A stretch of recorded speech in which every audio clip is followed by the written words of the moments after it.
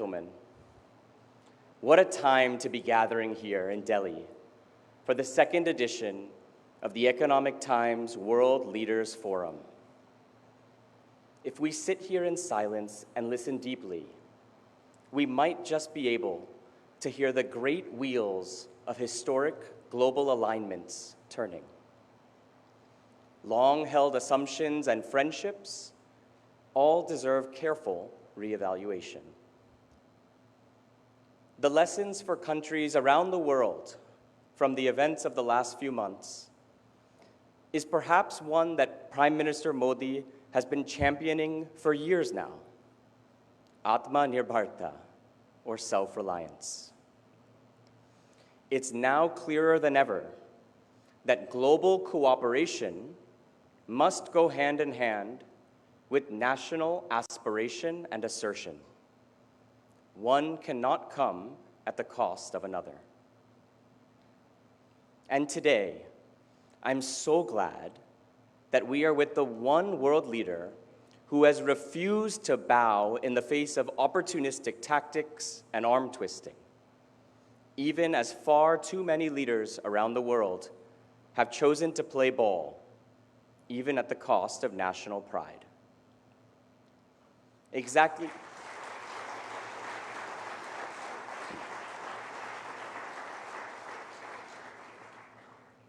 1 year ago today, we had convened in this hall to celebrate the rapid strides that India is making on every aspect of our development journey. India is still the same: daring, responsible, diligent, and with a dil that craves much more. In the meantime, the global stage has become increasingly unstable. A few months ago, we faced an unpardonable attack from a neighbor long accustomed to bargaining through terror. Operation Sindoor, carried out under Prime Minister Modi's decisive leadership, not only gave a fitting reply, but it also effected a reset in how India will respond to any such provocations in the future. Friends, for his decisive leadership in India's hour of need, I say we thank the Prime Minister with a big round of applause.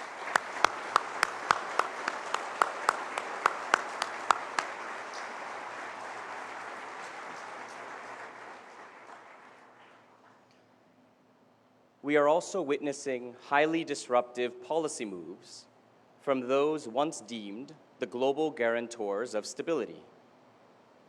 These moves threaten to upend the rules-based order that has held up the world for more than 7 decades.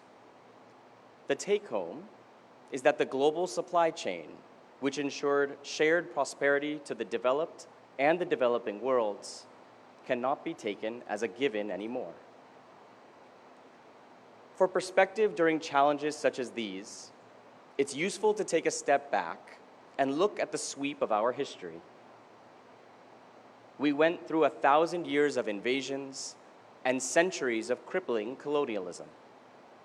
And yet here we stand, a sovereign, self-reliant, and proud republic, soon to be the world's 3rd largest economy, with its eyes set firmly on the future. No challenge is too big for this eternal nation. Ladies and gentlemen, the faces in this hall itself tell of our greatest strength, our people.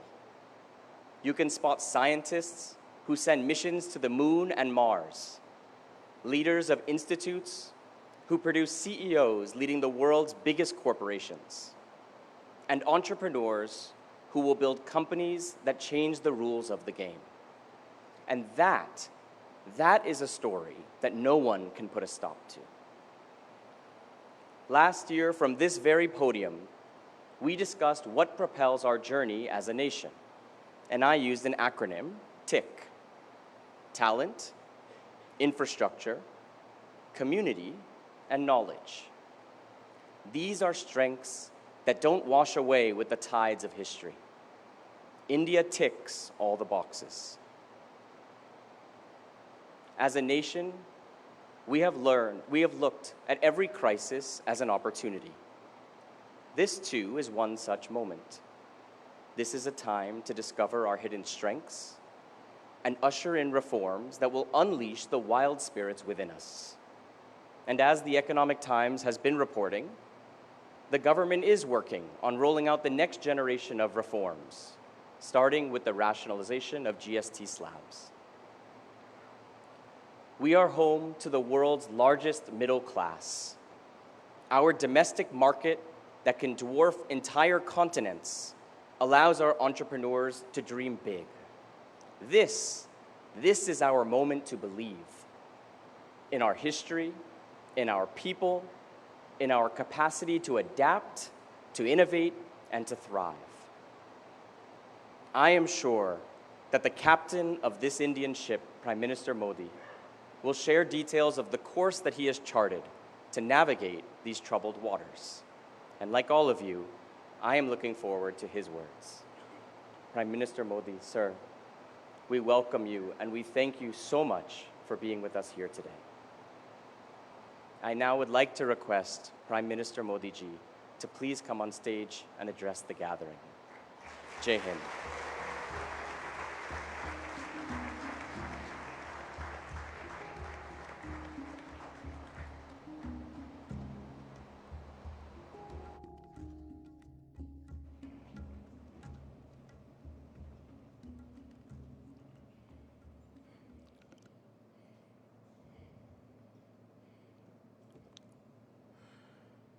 नमस्कार। मैं world leader forum में आए सभी मेहमानों का अभिनंदन करता हूं। इस फोरम की टाइमिंग बहुत परफेक्ट है।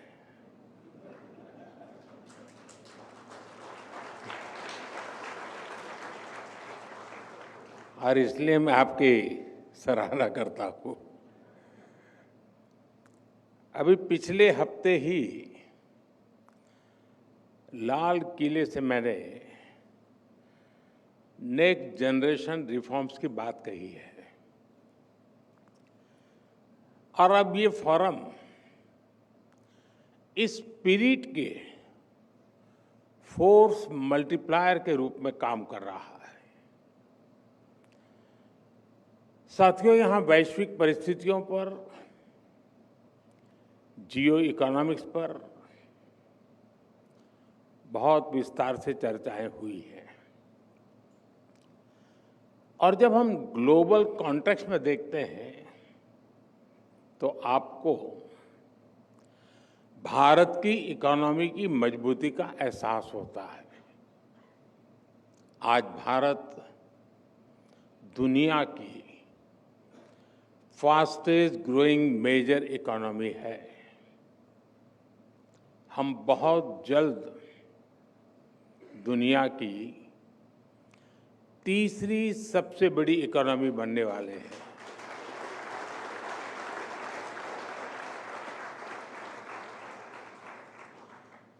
एक्सपर्ट कह रहे हैं कि दुनिया की ग्रोथ में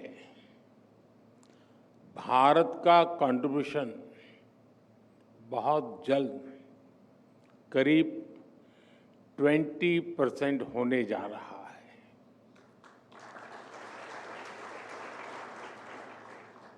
ये ग्रोथ, ये रेजिलियंस जो हम भारत की इकोनॉमी में देख रहे हैं, इसके पीछे बीते एक दशक में भारत में आई मैक्रो इकोनॉमिक स्टेबिलिटी है। आज हमारा फिस्कल डेफिसिट घटकर 4.4% तक पहुंचने का अनुमान है और ये तब है जब हमने कोविड का इतना बड़ा संकट झेला है। आज हमारी कंपनियां कैपिटल मार्केट से रिकॉर्ड फंड जुटा रही है। आज हमारे बैंक्स पहले से कहीं ज्यादा मजबूत है। इन्फ्लेशन बहुत लो है, इंटरेस्ट रेट्स कम है। आज हमारा करंट अकाउंट डेफिसिट कंट्रोल में है। फॉरेक्स रिजर्व भी बहुत मजबूत है। इतना ही नहीं, हर महीने लाखों डोमेस्टिक इन्वेस्टर्स एसआईपीज के जरिए हजारों करोड़ रुपए मार्केट में लगा रहे हैं। साथियों, आप भी जानते हैं, जब इकोनॉमी के फंडामेंटल्स मजबूत होते हैं, उसकी बुनियाद मजबूत होती है, तो उसका प्रभाव भी हर तरफ होता है। मैंने अभी 15 अगस्त को ही इस बारे में विस्तार से चर्चा की है। मैं उन बातों को नहीं दोहराऊंगा, लेकिन 15 अगस्त के आसपास और उसके बाद एक हफ्ते में जो कुछ हुआ है, वो अपने आप में भारत की ग्रोथ स्टोरी का शानदार उदाहरण है। साथियों, अभी लेटेस्ट आंकड़ा आया है कि अकेले जून महीने में, यानी मैं एक महीने की बात करता हूं, अकेले जून के महीने में ईपीएफओ डेटा में 22 लाख फॉर्मल जॉब जुड़ी है। और ये संख्या अब तक के किसी भी महीने से ज्यादा है। भारत की रिटेल इन्फ्लेशन 2017 के बाद सबसे कम स्तर पर है। हमारे फॉरेन एक्सचेंज रिजर्व्स अपने रिकॉर्ड हाई के करीब है। 2014 में हमारी solar PV module manufacturing capacity करीब 2.5 गीगावाट थी। ताजा आंकड़ा है कि आज ये कैपेसिटी 100 गीगावाट के ऐतिहासिक पड़ाव तक पहुंच चुकी है।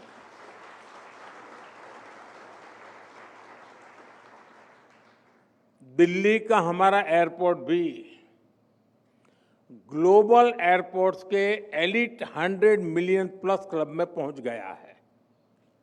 आज इस एयरपोर्ट की annual passenger handling capacity 100 million plus की है।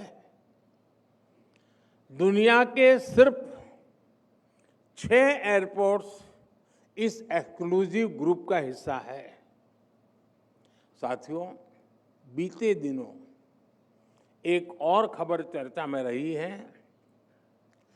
S&P ग्लोबल रेटिंग ने भारत की क्रेडिट रेटिंग अपग्रेड की है और ऐसा करीब 2 दशकों के बाद हुआ है।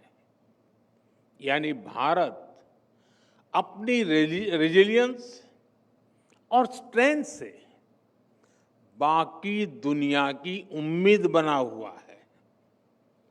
साथियों, आम बोलचाल में एक लाइन हम बार बार सुनते आए हैं, कभी हम भी बोलते हैं, कभी हम भी सुनते हैं, और कहा जाता है मिसिंग द बस। यानी कोई अवसर आए और वो निकल जाए। हमारे देश में पहले की सरकारों ने टेक्नोलॉजी और इंडस्ट्री के अवसरों की कई ऐसी बसेस छोड़ी हैं।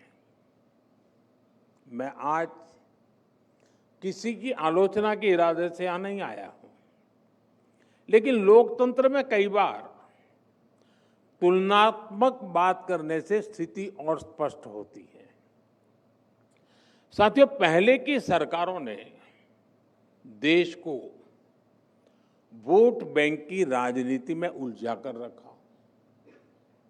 उनकी सोच चुनाव से आगे सोचने की ही नहीं थी। वो सोचते थे जो कटिंग एज टेक्नोलॉजी है वो बनाने का काम विकसित देशों का है। हमें कभी जरूरत होगी तो वहां से इंपोर्ट करेंगे। यही वजह थी कि सालों तक हमारे देश को दुनिया के बहुत से देशों से पीछे रहना पड़ा। हम बस मिस करते रहे। मैं कुछ उदाहरण बताता हूं। जैसे हमारा कम्युनिकेशन सेक्टर है। जब दुनिया में इंटरनेट का दौर शुरू हुआ तो उस वक्त की सरकार असमंज में से थी। फिर 2G का दौर आया तो क्या क्या हुआ ये हम सब ने देखा है। हमने वो बस मिस कर दी। हम 2G, 3G और 4G के लिए भी विदेशों पर निर्भर रहे। आखिर कब तक ऐसा चलता रहा? इसलिए 2014 के बाद भारत ने अपनी अप्रोच बदली। भारत ने तय कर लिया कि हम कोई भी बस छोड़ेंगे नहीं, बल्कि ड्राइविंग सीट पर बैठकर आगे बढ़ेंगे।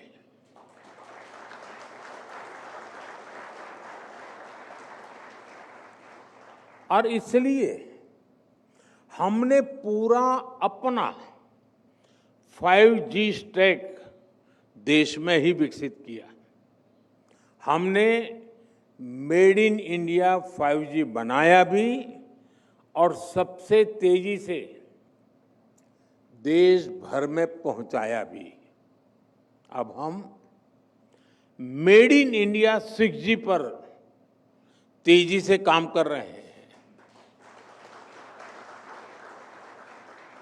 और साथियों, हम सब जानते हैं भारत में सेमीकंडक्टर बनने की शुरुआत भी 50-60 साल पहले हो सकती थी, लेकिन भारत ने वो बस भी मिस कर दी। और आने वाले कई वर्षों तक ऐसा ही होता रहा। आज हमने ये स्थिति बदली है। भारत में सेमीकंडक्टर से जुड़ी फैक्ट्रियां लगनी शुरू हो चुकी है। इस साल के अंत तक पहली मेड इन इंडिया चिप बाजार में आ जाएगी।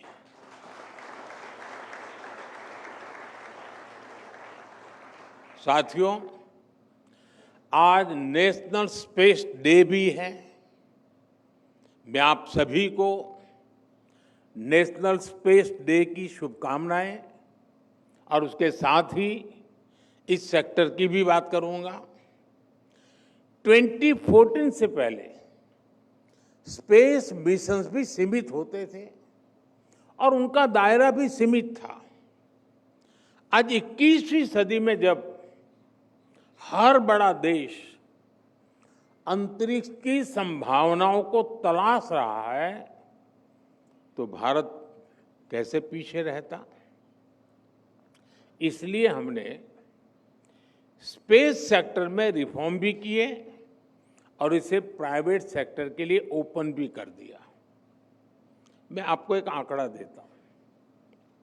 ईयर 1979 से 2014 तक भारत में सिर्फ 42 मिशन हुए थे। यानी 35 इयर्स में 42 मिशंस। आपको ये जानकर खुशी होगी कि पिछले 11 सालों में 60 से ज्यादा मिशन पूरे हो चुके हैं।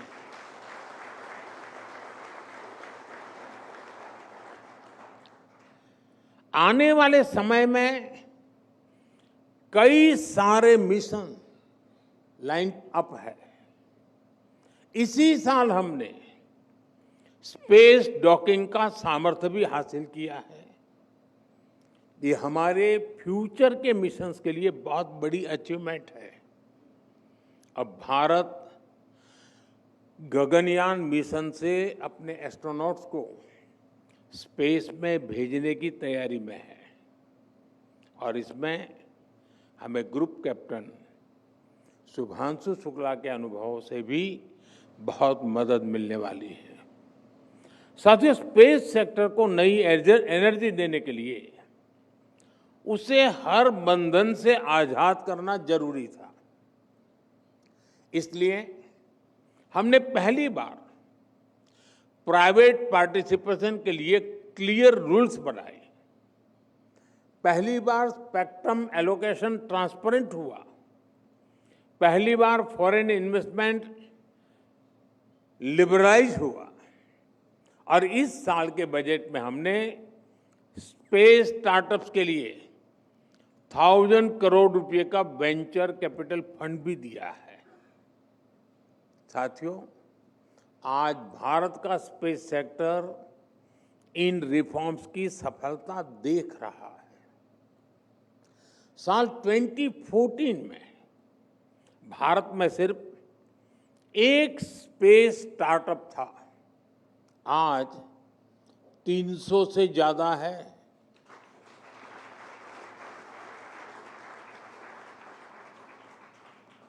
और वो समय भी दूर नहीं जब अंतरिक्ष में हमारा अपना स्पेस स्टेशन होगा। साथियों, हम इंक्रीमेंटल चेंज के लिए नहीं बल्कि क्वांटम जंप का लक्ष्य लेकर आगे बढ़ रहे हैं। और रिफॉर्म्स हमारे लिए न कंपल्सन है, न क्राइसिस ड्रिवन है, ये हमारा कमिटमेंट है, हमारा कन्विक्शन है।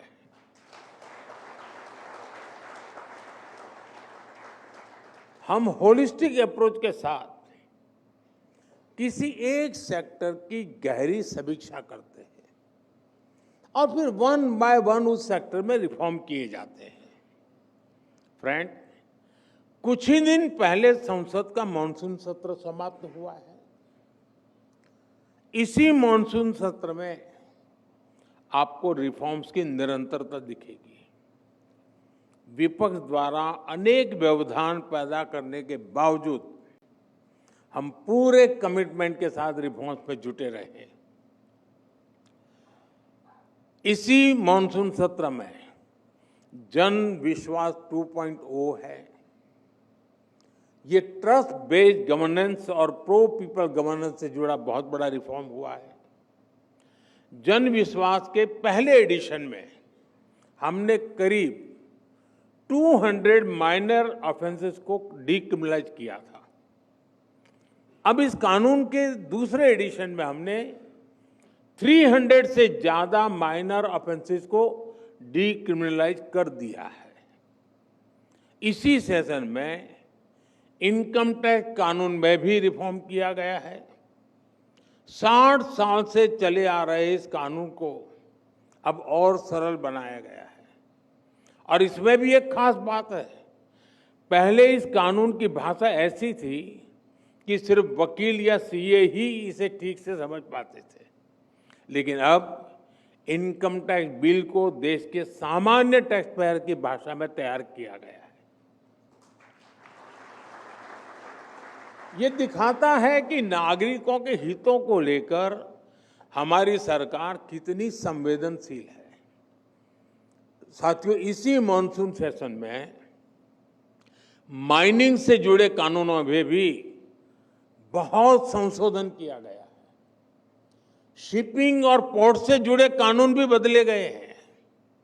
ये कानून भी अंग्रेजों के जमाने से ऐसे ही चले आ रहे थे। अब जो सुधार हुए हैं वो भारत की ब्लू इकोनॉमी को, पोर्ट लेड डेवलपमेंट को बढ़ावा देंगे। इसी तरह स्पोर्ट्स सेक्टर में भी नए रिफॉर्म किए गए हैं। हम भारत को बड़े इवेंट्स के लिए तैयार कर रहे हैं। स्पोर्ट्स इकोनॉमी के पूरे इकोसिस्टम का निर्माण कर रहे हैं। इसलिए सरकार नई नेशनल स्पोर्ट्स पॉलिसी खेलो भारत नीति लेकर भी आई है। साथियों, जो लक्ष्य हासिल कर लिया उसी में संतुष्ट हो जाऊं, इतना करके बहुत हो गया, अब मोदी आराम कर लेगा, ये मेरे स्वभाव में नहीं है।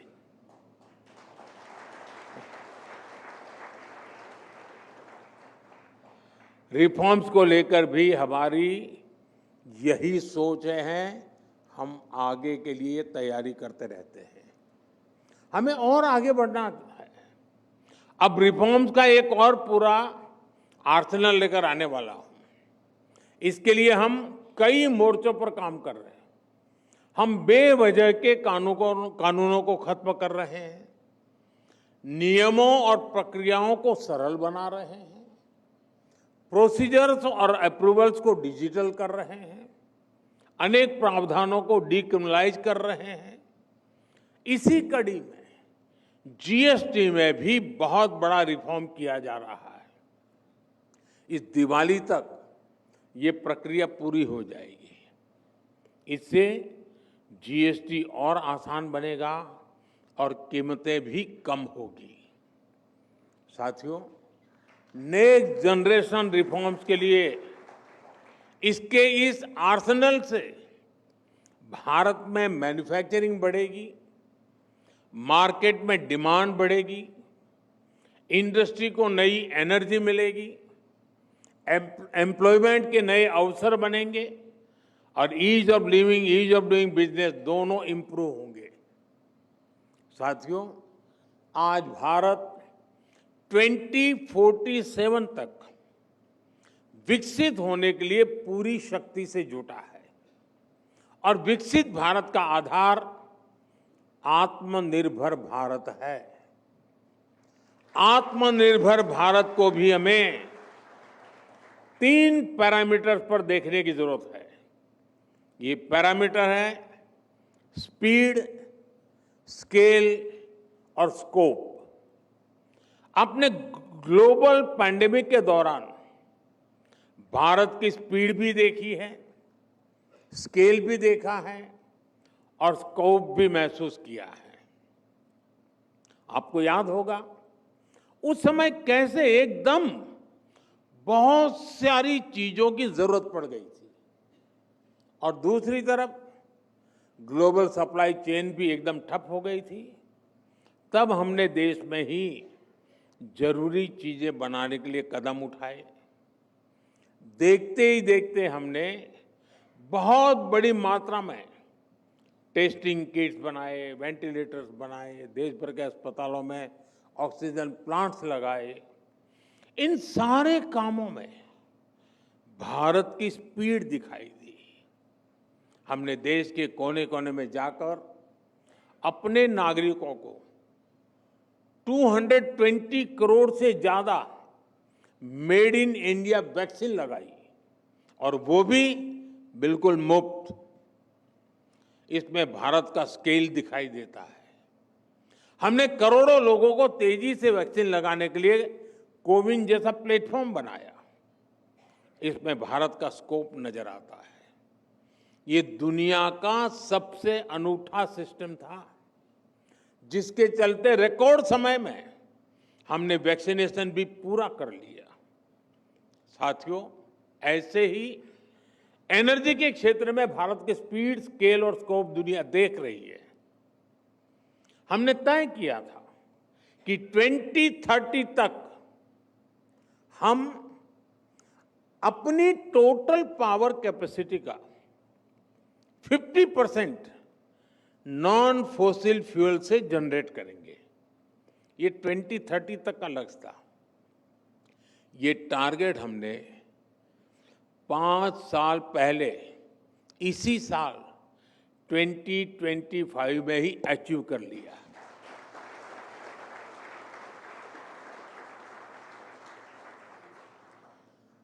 साथियों, पहले के समय जो नीतियां थी उसमें इंपोर्ट पर बहुत जोर रहा।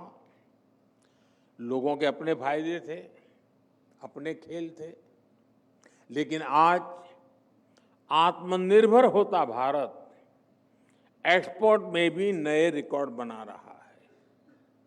पिछले एक साल में हमने 4 लाख करोड़ रुपए के एग्रीकल्चर प्रोडक्ट एक्सपोर्ट किए हैं।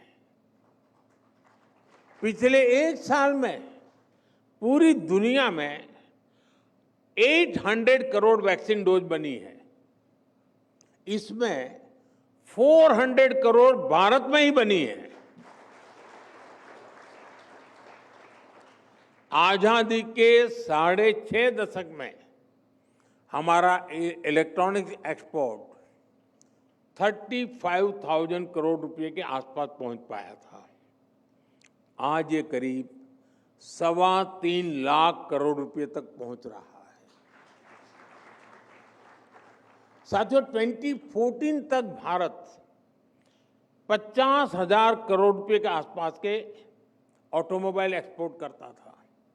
आज भारत एक साल में 1,20,000 करोड़ रुपए के ऑटोमोबाइल एक्सपोर्ट कर रहा है। आज हम मेट्रो कोच, रेल कोच से लेकर रेल लोकोमोटिव तक एक्सपोर्ट करने लगे हैं। वैसे आपके बीच आया हूं तो भारत की एक और सफलता के बारे में आपको बता दूं। भारत अब दुनिया के 100 कंट्रीज को इलेक्ट्रिक व्हीकल भी एक्सपोर्ट करने जा रहा है। 2 दिन के बाद 26 अगस्त को इससे जुड़ा एक बहुत बड़ा कार्यक्रम भी हो रहा है। साथियों, आप सभी जानते हैं देश की प्रगति का बहुत बड़ा आधार रिसर्च भी है। इंपोर्टेड रिसर्च से गुजारा तो हो सकता है, लेकिन जो हमारा संकल्प है वो सिद्ध नहीं हो सकता। इसलिए रिसर्च फील्ड में हमें अर्जेंसी चाहिए, वैसा माइंडसेट चाहिए। हमने रिसर्च को प्रोत्साहित करने के लिए बहुत तेजी से काम किया है। इसके लिए जो जरूरी पॉलिसी और प्लेटफॉर्म चाहिए उस पर भी हम लगातार काम कर रहे हैं। आज रिसर्च और डेवलपमेंट पर होने वाला खर्च 2014 की तुलना में 2 गुने से भी अधिक हो गया है। 2014 की तुलना में फाइल किए जाने वाले पेटेंट्स की संख्या भी 17 टाइम ज्यादा हो गई है। हमने करीब 6,000 हायर एजुकेशन इंस्टीट्यूट में रिसर्च एंड डेवलपमेंट सेल स्थापित किए हैं। वन नेशन वन सब्सक्रिप्शन से भी आप परिचित हैं।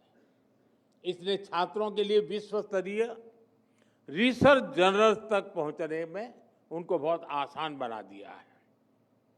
हमने 50,000 करोड़ रुपए के बजट के साथ नेशनल रिसर्च फाउंडेशन बनाया है। 1 लाख करोड़ रुपए की research development fund innovation scheme को भी मंजूरी दी थी।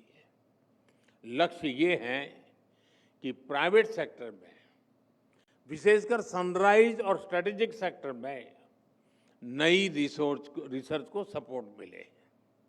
साथियों, यहाँ इस समिट में इंडस्ट्री के भी बड़े बड़े दिग्गज भी हैं। आज समय की मांग है कि इंडस्ट्री और प्राइवेट सेक्टर आगे आए। विशेषकर clean energy, quantum technology, battery storage, advance materials और बायोटेक्नोलॉजी जैसे सेक्टर्स में रिसर्च पर अपना काम और अपना निवेश बढ़ाएं। इससे विकसित भारत के संकल्प को नई एनर्जी मिलेगी। साथियों, रिफॉर्म, परफॉर्म, ट्रांसफॉर्म के मंत्र पर चल रहा भारत आज उस स्थिति में है कि वो दुनिया को धीमी ग्रोथ से बाहर निकाल सकता है। हम ठहरे हुए पानी में किनारे पर बैठ करके कंकड़ मारकर एंजॉय करने वाले लोग नहीं हैं।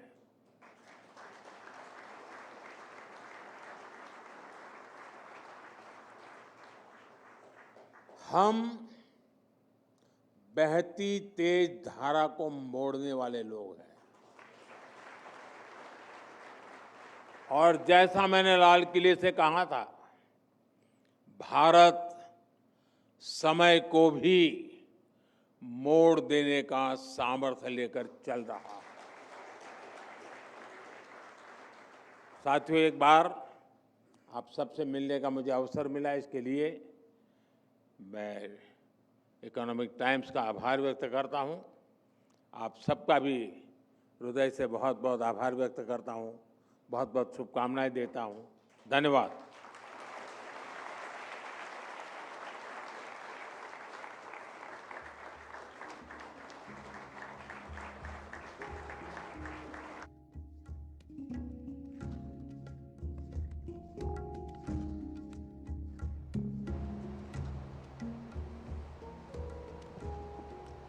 Thank you, Honorable Prime Minister, for your visionary and for your transformative words. Your leadership has carried India through extraordinary challenges and set the stage for future defined by ambition and confidence. I request everyone to please remain seated. Please remain seated. You can't leave the hall just now. And while we have your attention, a final word of thanks to our partners. तो आप देख रहे थे economic times के world economic leaders forum में प्रधानमंत्री नरेंद्र मोदी का संबोधन, जिन्होंने साफ तौर पर न सिर्फ ये बताया कि आर्थिक तरक्की